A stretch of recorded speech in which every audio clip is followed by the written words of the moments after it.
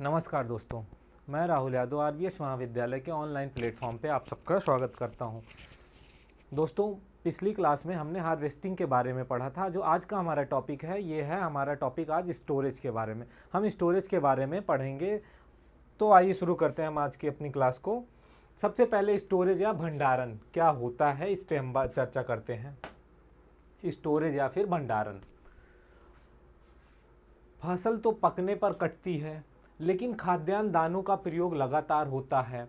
कटाई के समय बाजार भाव कम होता है।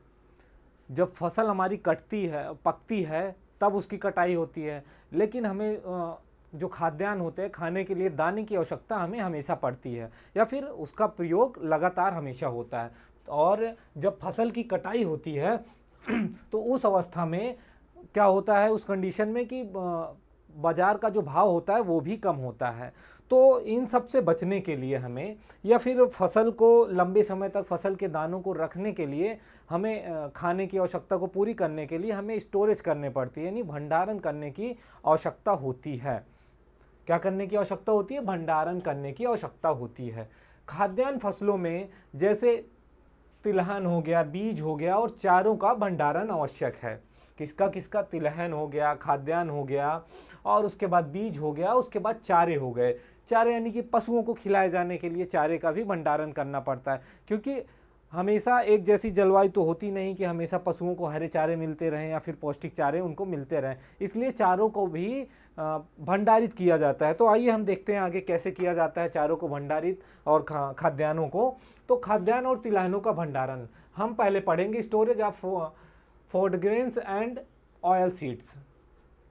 खाद्यान्न और तिलहनों का भंडारण। और भंडारण में क्या क्या हानियां होती हैं, भंडारण न करने से क्या क्या लॉसेज होते हैं भंडारण में। तो भंडारण के समय खाद्यान्नों में विभिन्न प्रकार की हानियां होती हैं। क्या होती हैं? अगर हम अपने खाद्यान्नों को भंडारित कर रहे हैं तो उस समय हमें कुछ विशेष चीज़ों का ध्यान रखना चाहिए। नहीं तो उस अवस्था में ऐसा होता है कि हमारी फसलें जो होती हैं, हमारे जो दाने होते हैं, उनमें अनेक प्रकार के रोग लग जाते हैं, फिर हानियाँ होती हैं भंडारण में। विभिन्न कीटों के द्वारा, विभिन्न प्रकार के कीटों के द्वारा हानि होती है। कीटों के द्वारा हानि जो होती है लगभग 6%, चूहों के द्वारा 2.5%, चिड़ियों के द्वारा 85%। इन सब के द्वारा हानि पहुंचती है भंडारण के समय हमारे फसलों को। नमी की मात्रा के अनुसार श्वसन के द्वारा भी हानि होता है। अगर पौधे में नमी की मात्रा अगर फसल में नमी की मात्रा अधिक है तो उस अवस्था में भी क्या होता है कि भंडारण में हानि होती है। फसल की भंडारण में हानि होती है। दानों में 13% नमी होने पर कितना? अगर दाने को हम भंडारित कर रहे हैं तो उस केस में 13% तक नमी होने पर श्वसन द्वारा हानि गेहूं तथा धान में 0.95%, ज्वार में 1.76% और मक्के में 2.92%, जबकि 17% नमी पर हानियां फसलों में जैसे गेहूं, धान, ज्वार और मक्के में मात्रा अलग अलग मात्रा के अनुसार भंडारण के समय गुणवत्ता में भी हानि होती है। क्या होता है? अगर हमारी जो फसल है, फसल में 13-14% से अगर नमी की मात्रा अधिक होती है तो उस केस में अनेक प्रकार के रोग लगते हैं, उसमें कीड़े लगते हैं, फफूंदी बैक्टीरियाज लगते हैं, तो वो भंडारण में हानि होती है। उसके साथ साथ हमारे जो फसल होती है या फिर जो दाने होते हैं, उनमें अंकुरण क्षमता कम हो जाती है। बीजों की जो गुणवत्ता भी प्रभावित होती है, खराब हो जाती है। गुणवत्ता में हानि भंडारण की अवधि में तथा स्थान पर निर्भर करता है। जो हमारे फसल में या फिर जो हमारे जो उपज होती है, जो हम दानों को भंडारित करते हैं, भंडारित करने में गुणवत्ता में हानि किस पे होती है? समय, अवधि तथा स्थान पर निर्भर करती है। जो फसलों में या फिर दानों की गुणवत्ता में जो हानि होती है वो depend on time and place. वो टाइम पे कि अधिक अवधि तक हम फसल को रख रहे हैं, या फिर किस स्थान पे रख रहे हैं, वो जगह कैसी है।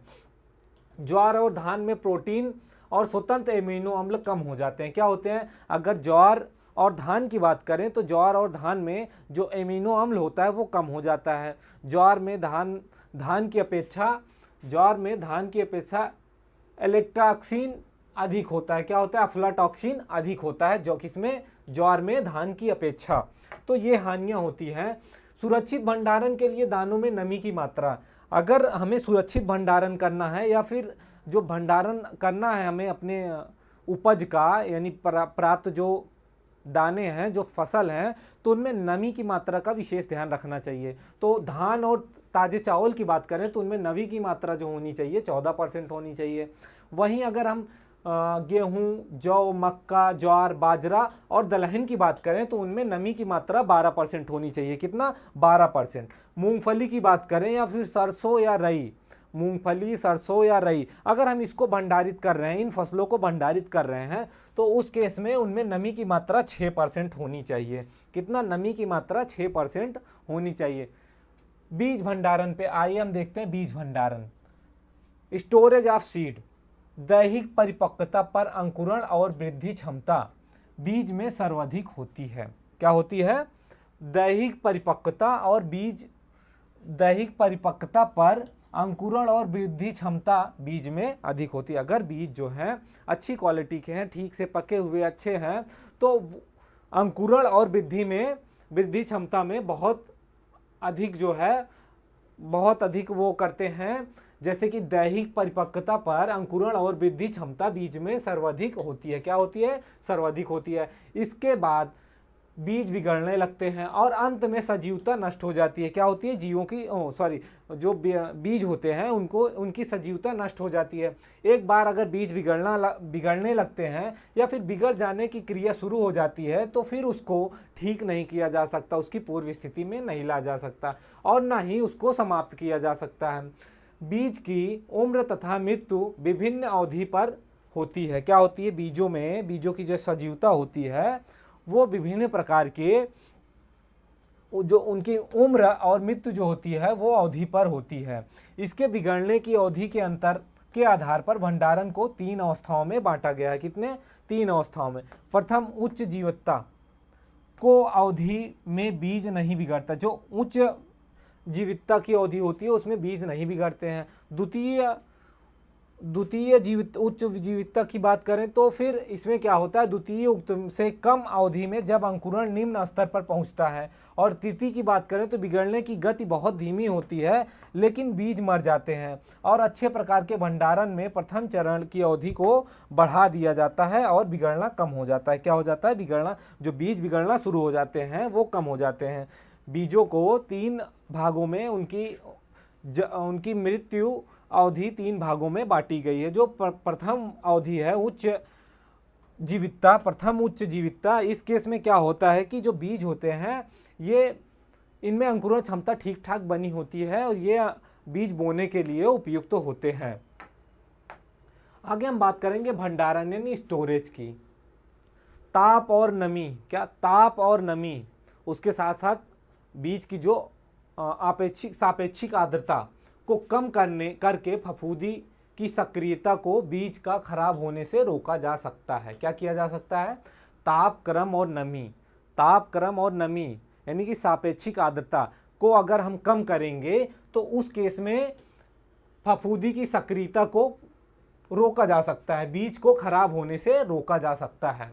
लंबे समय तक भंडारण के लिए नमी और तापक्रम कम होना चाहिए। अगर हम बीज को लंबे समय तक के लिए भंडारित कर रहे हैं तो उस अवस्था में या फिर उस अवधि में नमी और तापक्रम का कम होना चाहिए। क्या होना चाहिए? नमी और तापक्रम कम होना चाहिए। यदि नमी की मात्रा अधिक हो तो बीज को न्यून तापमान पर लंबे समय तक रखा जा सकता है। क्या किया जाता है? कम तापमान पर लंबे समय तक अवधि में रखा जा सकता है, जबकि कम नमी पर अधिक तापमान पर भंडारित किया जा सकता है। क्या? अगर बीज में कम नमी है तो उसको अधिक तापमान पर भंडारित किया जा सकता है और यह दशा एक उच्च सीमा तक होती है। कहाँ तक? एक उच्च सीमा तक ही रहती है और किसी एक के कम से पूरे भंडारण क्षमता प्राप्त नहीं की जा सकती। कि अगर ये तापक्रम और नमी दोनों में, अगर तापक्रम और नमी में दोनों में अगर दोनों की कमी हो जाती है तो भंडारण क्षमता में पूरी तरह से प्राप्ति नहीं हो पाएगी या फिर जो हमारे बीज होंगे, बीज की अंकुरण क्षमता पे प्रभाव पड़ेगा।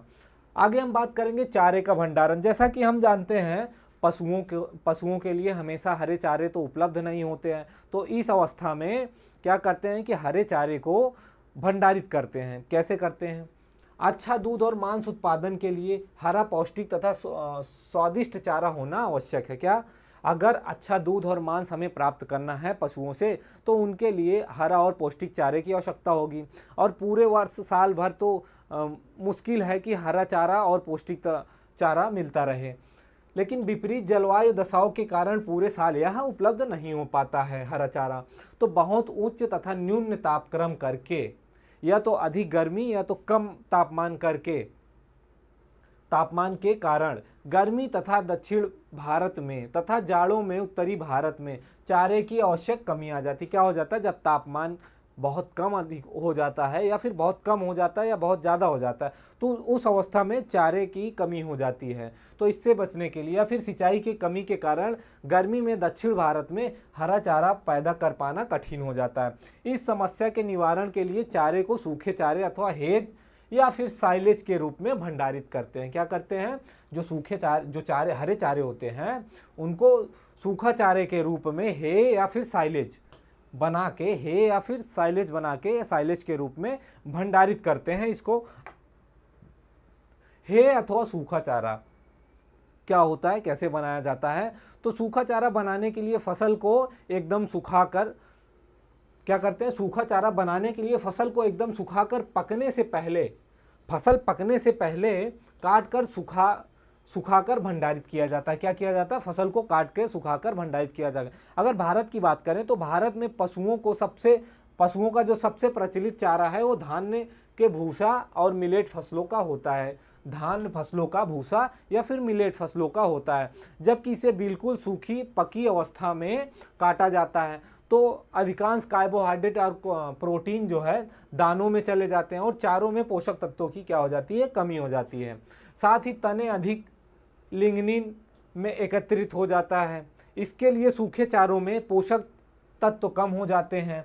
पतले तने की दलहनी फसलों में उत्तम गुणों वाला सूखा चारा बनाया जाता है। इसी प्रकार घासों से भी उत्तम चारा बनाया जाता है। इसके लिए यह आवश्यक है कि इन्हें नर्म पत्तीयुक्त हरे चारे तथा खुशबूदार गंध और अच्छे स्वाद की अवस्था में काटकर सुखाया जाए और सूखा चारा धूल या फिर मोल्ड तथा खरपतवार रहित होना। ये जो सूखे चारे हैं ये हमारे खरपतवार रहित होने चाहिए। सूखा चारा बनाने के लिए फसल की कटाई का जो उपयुक्त समय होता है, या फिर क्या उपयुक्त समय होता है, किस अवस्था में करनी चाहिए? अगर घास और क्लोवर या फिर लूसन या रिचका की बात करें तो किस अवस्था में इसकी कटाई करनी चाहिए सूखा चारा बनाने के लिए? प्रारंभिक फूल आने से पूर्ण फूल आने तक, जब पौधे में प्रारंभिक फूल शुरू हो जाए या फिर पूर्ण फूल आ जाए तो उस अवस्था में कटाई कर लेनी चाहिए। धान्य फसलों की बात करें तो उसमें कोमल डफ से मध्यम डफ की अवस्था में होना चाहिए, बहुत अधिक कठोर डफ्ट नहीं होने चाहिए। सोयाबीन की बात करें तो सोयाबीन की फलियां आधी विकसित हों तो उस अवस्था में कटाई कर लेते हैं और चारे के लिए उपयुक्त समय होता है ये। लोबिया की बात करें तो प्रथम फली पकने की अवस्था पे, अगर लोबिया जो है उसमें क्या है कि प्रथम फली जब पक जाए तो उसी समय काट लेना चाहिए। सूखा चारा बनाने में दो महत्वपूर्ण प्रक्रियाएं होती हैं, जैसे कि सुखाना होता है, पकाना होता है। पहले फसल की 25% नमी की अवस्था में सुखाया जाता है। पत्तियों में हरा रंग और पोषक तत्वों की कम से कम हानि हो। पकने में यदि जल्दी सुखा लिया जाए तो हानि कम होती है। फसल को काटकर खेत में पतला फैलाकर 1 या 2 दिन में सुखा लिया जाता है। इस अवस्था में फसल के जो चारे की जो गुणवत्ता होती है उसमें पोषक तत्वों की मात्रा ठीक मात्रा में बनी रहती है। साइलेज अथवा संरक्षित चारा, ये साइलेज अथवा संरक्षित चारा ऑक्सीजन की शून्यता में, जब ऑक्सीजन की कमी होगी या फिर ऑक्सीजन की शून्यता में रखेंगे, हरे चारे के संग्रह करने के बाद विघटन की क्रिया होती है। अगर हरे चारे को ऑक्सीजन की शून्यता में या फिर वहाँ पे रखेंगे जहाँ पे हरे चारे कम हों, हरे चारे को उस अवस्था में रखेंगे जहाँ पे ऑक्सीजन की कमी हो, ऑक्सीजन की कम अवस्था में, तो उस क्रिया में क्या होता है कि विघटन होता है। विघटन की क्रिया से जो पदार्थ बनता है उसे क्या कहते हैं? साइलेज कहते हैं। ऑक्सीजन की शून्यता में हरे चारे के संग्रह करने के बाद की जो क्रिया होती है उसे क्या कहते हैं? उससे जो पदार्थ बनता है वो होता है साइलेज कहलाता है। विघटन भंडारण के 2 से 3 माह बाद पूरा हो जाता है। इस क्रिया में अम्लों का निर्माण होता है जो चारों को 12 से 18 महीने तक संरक्षित करते हैं। क्या करते हैं? चारों को 12 से 18 महीनों तक संरक्षित रखते हैं। साइलेज बनाने की प्रक्रिया को इनसाइलिंग कहते हैं। क्या कहते हैं? साइलेज बनाने की जो प्रक्रिया होती है उसे इनसाइलिंग कहते हैं। नम क्षेत्रों में, वे क्षेत्र जहाँ पे नमी होती है या फिर नम क्षेत्रों में जहाँ पे वर्षा बार बार होती है, वहाँ पे संरक्षित चारा या फिर साइलेज चारा या सूखा चारा बनाना आसान नहीं होता है। सूखा चारा बनाने के लिए, साइलेज बनाने के लिए अपेक्षा पोषक तत्वों की हानि होती है। क्या होती है? सूखा चारा बनाने में पोषक तत्वों की भी हानि होती है। तो हमने देखा कैसे सूखे चारे को भंडारित किया जाता है या फिर वर्ष भर पशुओं के लिए चारे को भंडारित करके रखते हैं। साइलेज बना के या फिर सूखा चारे जो है इसको भंडारित करते हैं, भंडारित करके इसको लंबे समय तक रखते हैं। ये जो सूखा चारा या फिर साइलेज होता है बनाते हैं, इसको ऑक्सीजन की, जो साइलेज होता है इसको ऑक्सीजन की शून्यता पे बनाया जाता है। शून्य, जब ऑक्सीजन, इसको उस जगह पे रखेंगे जहाँ पे ऑक्सीजन की मात्रा ना पहुँचे या फिर ऑक्सीजन ना पहुँचे, तो उस क्रिया में क्या होता है? विघटन होता है। तो उसे क्या कहते हैं? सिलेज कहते हैं। हमारा जो आज का टॉपिक था भंडारण, इसको यहीं पे समाप्त करते हैं। हम अगली क्लास में साइलेज कैसे बनाया जाता है, सूखे चारे बनाने की क्या प्रक्रिया होती है, हम इस पे चर्चा करेंगे। तब तक के लिए जय हिंद।